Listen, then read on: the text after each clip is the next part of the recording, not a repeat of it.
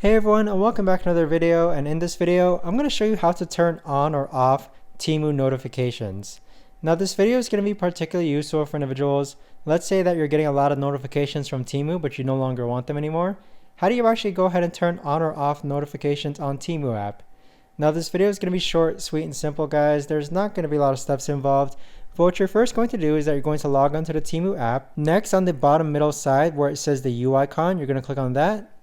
And then from here, what you're going to do next is that you want to go ahead and click on the icon on the upper right hand corner. It's the hexagon. Now, once you've done so, you'll see a variety of different settings here. The next setting that you're going to click is that you're going to click on notifications. Now with notifications, you'll be able to receive push notifications through Temu's notifications and your device settings. So if you want to go ahead and turn on notifications, just click on enable now.